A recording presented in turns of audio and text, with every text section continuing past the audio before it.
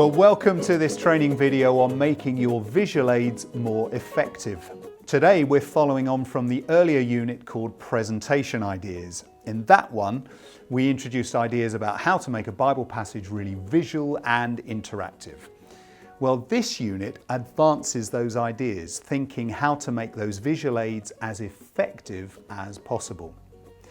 So jumping straight in, here is the key question you need to ask. What is it that you need to reinforce? What is it that you need to reinforce?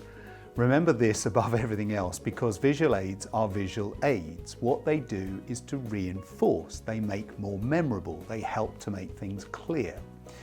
So we need to be sure what it is we need to reinforce, make memorable or make more clear. Sometimes it's someone's actions, sometimes it's somebody's words, sometimes the words or actions are really clear already and it's the meaning or the application that needs visual aids to help to explain.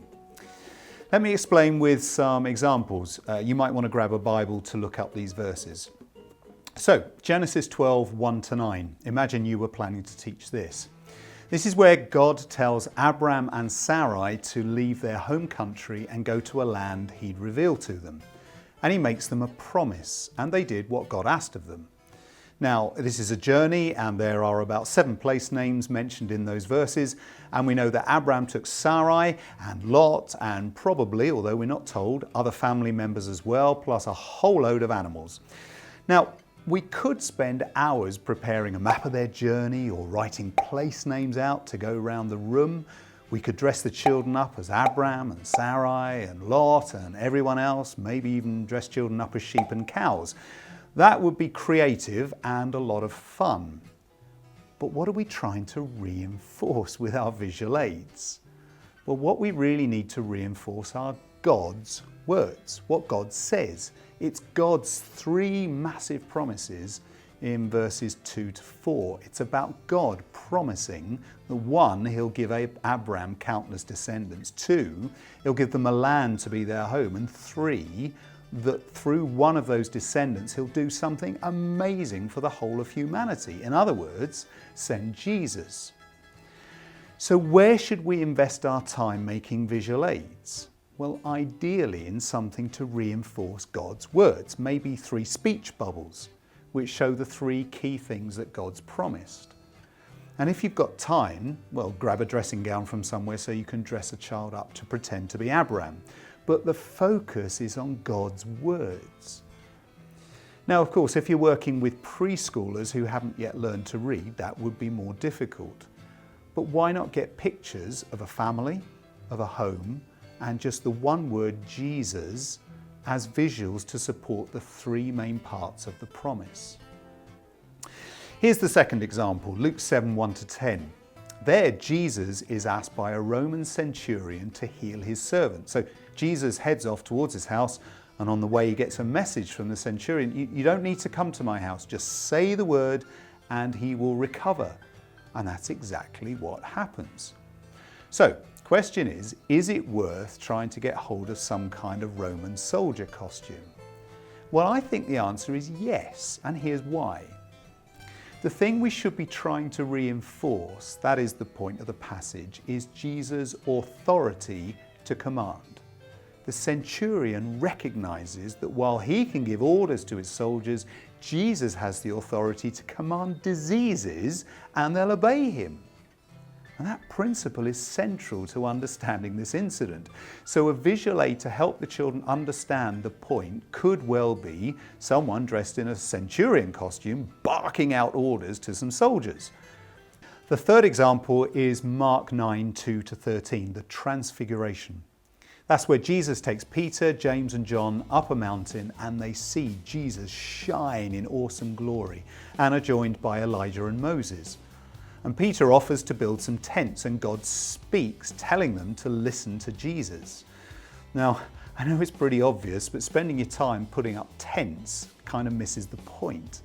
That's because the point to reinforce is Jesus is God's true Son and King. So a really memorable visual aid could be using a floodlight to give some idea of what it was like for those disciples to witness Jesus' glory. And even better, add in a recording of a voice reciting God saying, "This is my Son whom I love." These both reinforce the main point. Jesus is God's true Son and King. So on to the fourth example, Luke 15, the parable of the lost son. Now in Jesus' parables with people in them, we need to reinforce not just what happens in the story, but who the characters represent in real life. So for this, the obvious visual aid would be to dress up the children or your fellow leaders to reenact the story. But how to reinforce who the characters represent in real life?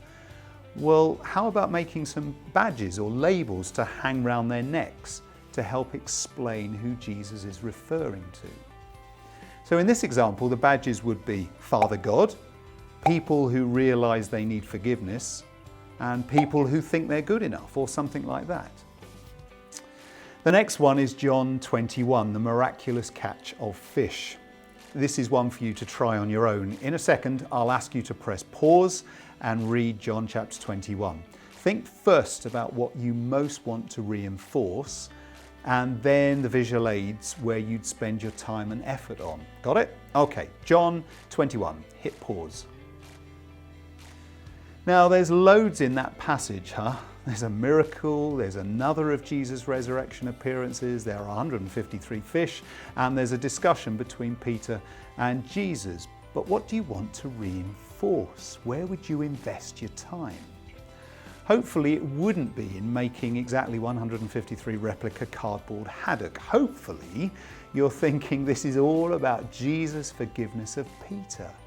It's about how Peter denied Jesus 3 times and was asked by Jesus 3 times to feed his sheep. It's about how Peter can serve Jesus despite his pride, his weakness, and his failure. So maybe you could use your visual aids to link back to his failure in that courtyard by showing the children what Peter said then and what Jesus says to him now. And maybe you could focus on Jesus' question to Peter and all of us, "Do you really love me?" So there are some examples where asking the question, "What do I need to reinforce?" helps us to decide where to invest our time and effort when making visual aids. But just before I finish, here are a couple of other things to consider in making your visual aids more effective. Firstly, don't forget that pictures can be very powerful. There are some great websites which provide free images to help communicate Bible passages to children. Plus, there are 1 or 2 that charge a fee. In the earlier video on presentation ideas, we already thought about this, and we'll put up a list of useful websites again at the end of this video. Think carefully, however, before using books or children's Bibles to provide your visuals. They tend to be much trickier to use. Generally speaking, though not always, the pictures are too small to use with groups of children. And the other problem is it's tempting just to resort to using the author's words, and if you just read the words, you're not really thinking it through yourself, and the book will almost certainly not teach what it means and how it applies. Secondly, there are loads of more ambitious ideas you can do to bring the Bible alive using visual aids if you have the time and the energy. I had a rummage in my office to show you some of the things I've made for various school assemblies and all-age services and Sunday morning stuff, just to give you some ideas. So hi, welcome to our wonderful but slightly crazy children's team office, and here are some of my more ambitious visual aids from over the last few years. Here, for example, is a full-size model of Goliath, who can grow and grow and grow. Here we have a sail. This one's really useful for any talks about boats. You can get children pretending to be in a boat, for example, in the storm that Jesus calms. That's great. Here's Gideon's army, and the great thing about this is that as God says, look, we don't need that bit of the army, we don't need all of those, we don't need all of those, we're just left with Gideon's little army for fighting the Midianites. And finally, a 4-meter model of Noah's Ark. So there's some more ambitious ideas for visual aids, but don't forget that the simplest things are usually the most useful in children's ministry. A flat bed sheet, a crown and a rough wooden cross are the three most useful items. Never be without them. And there you go. Make your visual aids more effective by asking, what is it that you need to reinforce? Remember that pictures can be very effective. Don't be afraid of more ambitious ideas, but remember that the simplest visual aids are often the most useful. Thank you for watching, and do check out the other videos in this training course on children's ministry at www.clayton.tv. See ya.